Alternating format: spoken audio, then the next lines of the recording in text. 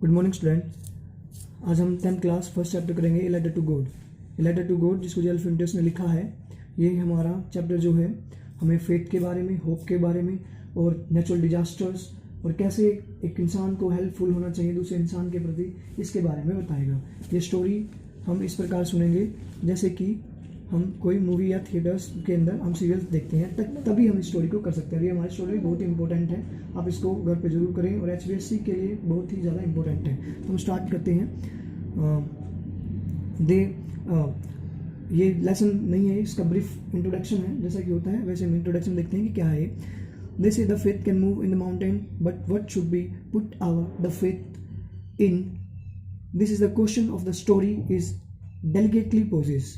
पहले कहा गया है कि यहाँ पे हम फेथ की बात कर रहे हैं कि फेथ किस प्रकार इस इंसान का कितना बड़ा हो सकता है और इस फेथ के अंदर हम क्या क्या कर सकते हैं। स्टोरी कहता है कि दिस स्टोरी, ये स्टोरी पूरी की पूरी हमें इसी जो है इसके जो है दरमियान ये पूरी स्टोरी घूमेगी। पूरी स्टोरी इसी को डेडिकेट करती है कि ये फेथ एक इंसान के अंदर किस लेवल तक का हो सकता है। लैंचो जो कि एक फार्मर है, एक लेटर लिखता है गॉड को जब उसकी फसल जो है बर्बाद हो जाती है और आस्क फॉर 100 पोजेस, और पूछता है कि क्या उसे 100 जो है सोर्स मिल सकते हैं। ये एक मुद्रा है, फिर जैसे हमारी रुपए होती है ऐसे ही एक देश की जिसकी स्टोरी है उसके अंदर ही पैसेज होते हैं।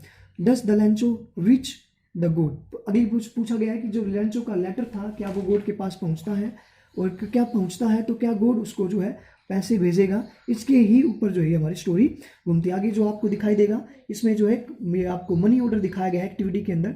ये मनी ऑर्डर है क्योंकि लैंचो जो है लेटर लिखा है। अब लेटर जब हम लिखते हैं पोस्ट ऑफिस में तो वहाँ से जो पैसे आते हैं वो मनी ऑर्डर के थ्रू आते हैं। तो ये भी आपको देखनी है कि एक्टिविटी के अंदर क्या बताया गया है, कैसे एक लेटर को तैयार किया गया है और उस लेटर को एक क्लर्क के पास जाया जाता है और वो क्लर्क जो है अकाउंटिंग उस क्लर्क को एक्नॉलेज जो करेगा उस लेटर को, रिकॉर्ड को कंसल्ट करता है। ये आपको एक सामने की एक्टिविटी कैसे किस प्रकार से ये आपको दिखाया गया है कि कैसे एक पोस्ट जो है मनी ऑर्डर भेजा जाता है, जो कि स्टोरी के अंदर हमारा क्लर्क भेजेगा। मनी ऑर्डर का हमारा ड्राफ्ट है। कभी आप गए हो तो जब कभी आपको पोस्ट ऑफिस जाने का मौका मिले तो आप मनी ऑर्डर देख सकते हैं। तो आगे हम ये मनी ऑर्डर के रिसिप्ट है, कैसे इस मनी ऑर्डर को हम रिसिप्ट करते हैं, कैसे करते हैं, ये इसमें दिखाया गया है। तो हमारी स्टोरी यहाँ से शुरू होती है। The house on the only in the entire valley, कि एक वैली के अंदर आपने देखा होगा कई बार पहाड़ों पे जो है वैली जो घाटियाँ हमारी होती हैं वहाँ पे एक हाउस रहते हैं, अलग अलग हाउस होते हैं। तो ये एक हाउस है जिसको दिखाया गया है set on the crest of low hill, जो कि पहाड़ियों के नीचे जो है बनाया गया था। फ्रॉम दिस हाइट, इसकी हाइट से जो है हमको एक तरफ जो रिवर दिखाई देती है, could see the river and the field of the ripe corn dotted with the flower and always promised a good to harvest, जिसके अंदर हमको पकी हुई फसल जो है रिवर के दूसरी तरफ हमें पकी हुई फसल जो कि फूल हमें दिखाई देंगे और वो फूल इस प्रकार लहरा रहे हैं जो कि ताकि वो भगवान से प्रॉमिस कर रहे हो किसका, कि हम हमेशा से बोए जाएंगे, या धरती से प्रॉमिस कर रहे हैं कि हम इस प्रकार ही खिलते रहेंगे। The only thing is the earth needed was the downpour अलेटिस एट द शोर। और ये दिखाया जाता है स्टोरी में कि धरती को जो है बहुत ही जल्दी जो है इसको सिंचाई की, या जो शावर मतलब यहाँ पे पानी की जिसका हम सिंचाई कहते हैं खेती में ज़रूरत है। Through the morning Lencho who know the field is the immediately had to nothing else but is the sky toward to north east. और वो आसमान की तरफ देखता है, जो किसान है लैंचो जिसमें जिक्र आता है, जो कि जानता था कि इस धरती को पानी की जरूरत है और वो आसमान की तरफ देखता है जैसे कि किसान जो है बारिश की प्रतीक्षा करता है, ठीक उसी प्रकार से वो भी अपनी प्रतीक्षा कर रहा है। Now we are really going to the some water woman. तभी एक वुमेन को जो है बोलते हुए दिखाया जाता है स्टोरी के अंदर कि वो कहती है कि हमें एक बहुत ही ज़रूरी है किसकी, वाटर की, पानी की खेत के लिए। The woman was the preparing supper replied yes the God willing to the order of the working in the field. और इसमें दिखाया गया है कि जो लड़का है वो जो ओल्डर बॉयज है वर्किंग इन द फील्ड, खेत में काम करता हुआ, और जो smaller ones were playing in near the house until the woman called them for come to the dinner. इतने वो खेलता रहता है जब तक कि वो वुमेन जो स्टोरी में दिखाई गई है उसको डिनर के लिए नहीं बुलाती है। It was the during the meal, ये खाने का समय था। Just as the Lencho has predict, एक लैंचो जो है एक प्रिडिक्ट करने का मतलब यहाँ पे प्रिडिक्ट एक वर्ड है जो आपके लिए ज़रूरी है। इस वर्ड का मतलब होता है भविष्यवाणी। Big drop of rain begin to the fall, जो भविष्यवाणी करता है कि अभी अभी जो है बारिश होनी शुरू हो सकती है।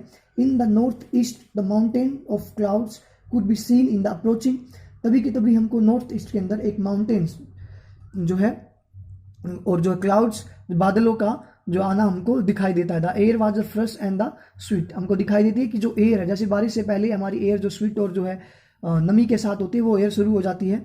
The man want to for no others reason than to have the pleasure of the feeling of the rain and the body. आप जानते हैं कि किसान जब बारिश उसको खेत में पानी देना हो और अगर उसके सामने अगर जो है बारिश हो जाए तो कितना खुश होता है। इसी खुशी के साथ वो जो है लेंचो भी अब खुश दिखाई देता है, उसकी जो शरीर है वो खुशी से झूम उठता है। This are not to the rain drop falling in the sky, they are the new coins. देखिए यहाँ पे एक वर्ड आया न्यू कॉइन्स, उसको जो है ये रेन ड्रॉप्स जो बारिश है एक न्यू कॉइन्स के रूप में प्रतीत होती है। न्यू कॉइन्स के मतलब एक होप के नए सिक्के, क्योंकि किसान के लिए फसल ही उसकी जो है सभी कमाई होती है। तो यहाँ पर जो बारिश के बूंद हैं वो उसको दिखाई दिए जैसे कि उसके परिवार के लिए वो सिक्के हों, एक पैसे का साधन होगा। Big drops are 10 cent piece of the little ones are the fives, जैसे कि उसके जो ये ड्रॉप्स पड़ रहे हैं ये उसके लिए जैसे हमारे लिए पैसे हैं उसके लिए प्रतीत हो रहे थे। With a satisfied expectation he regarded the field of ripe corn with its flower wrapped in the curtain of the rain।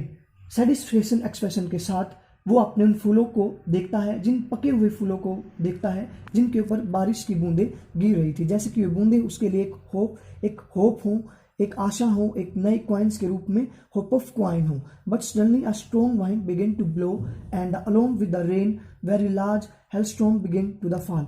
लेकिन अचानक क्या होता है कि बहुत ज़्यादा तेज जो बारिश थी वो स्ट्रॉन्ग हवा के रूप में बदल जाती है, बहने लगती है, और इसी के साथ जो है हेलस्टॉर्म जो है हमारी ओलावृष्टि शुरू हो जाती है।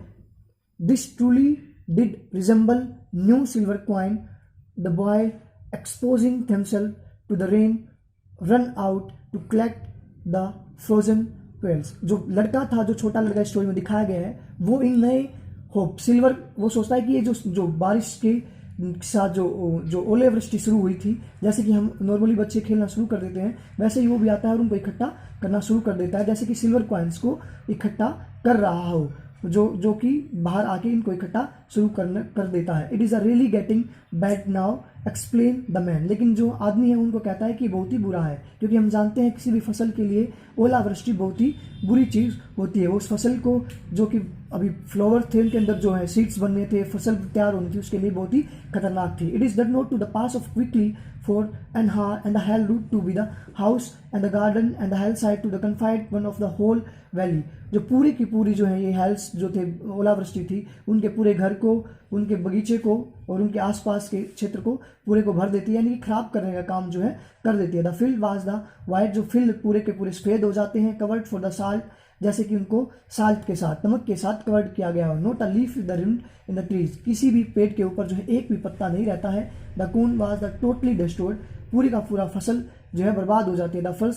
The flower were gone from the plants, Lencho soul was filled with the sadness, जो उसकी सोल थी, आत्मा थी, बहुत ही दुखी के साथ वो बैठ जाता है। When the storm had passes he stopped in the middle of the field and he said his son, वो जब वो स्टॉर्म रुक जाती है अपने बेटे के साथ खेत में जाता है और खेत में बीच में बैठता है। The plague and the locus would have left more than this, कहता है कि अब हमारे पास जो है कुछ भी नहीं बचा है, जो कीड़े के झुंड के प्रकार हमारी फसल हो गई है। The hail has left nothing, hail ने कुछ भी नहीं हमारे लिए छोड़ा है। This year will have no corn, अब हमारे पास कोई भी फसल नहीं होगी, हमारे पास कोई भी पैसा नहीं आएगा। द नाइट वाज सोरोफुल, ये जो नाइट थी हमारे लिए बहुत ही दुखदाई थी, बहुत ही जो है भयानक हमारे लिए रात थी। All our work was for nothing, जो हमारा काम था वो बिल्कुल ही खत्म हो गया है, डिस्ट्रॉयड हो गया है। There are no one who can help us, अब हमारी मदद कोई भी नहीं कर सकता है। We'll all go hungry this year, हमें पूरे साल जो है भूखा ही रहना पड़ेगा, क्योंकि किसान के पास पूरे साल का जो है अपना करा हुआ कार्य, एक फसल की जो पकी हुई फसल होती है, जब उसकी वही बर्बाद हो जाए तो उसके पास कार्य करने के लिए कुछ भी नहीं बचता। ये आपने एक स्टैंजा देखा इस लेसन का। अभी इसी स्टैंजा के ऊपर हम जो है 4 क्वेश्चन करेंगे। इन क्वेश्चंस को आप पढ़ोगे तो जो पीछे स्टैंजा है, अगर आपने स्टैंजा को एक अच्छी प्रकार से रीड किया हो, ढंग से रीड किया होगा, तो आप इनके आंसर दे सकते हो। जैसे कि पहला क्वेश्चन है, आज का हमारा होमवर्क भी यही होगा, what did the Lencho hope for, Lencho के लिए होप क्या थी? लेंचो के लिए होप थी बारिश, क्या थी? बारिश। वो आसमान की तरफ देखकर बारिश की मांग कर रहा था। तो इस क्वेश्चन का आंसर हमको यही लिखना है।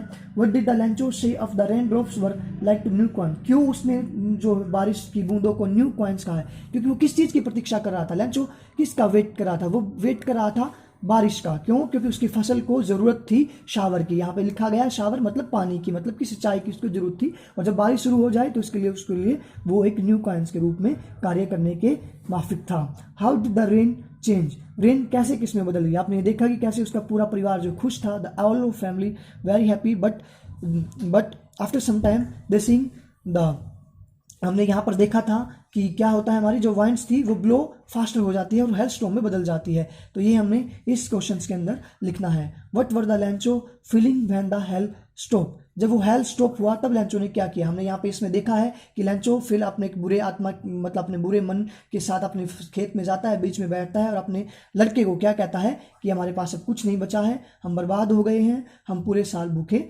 मरेंगे। तो ये 4 क्वेश्चन आपने देखे कि आपके पूरे स्टैंडर्ड से आपको अच्छी प्रकार से समझ में आ सकते हैं। तो ये बच्चे आपको अपना कार्य करना है।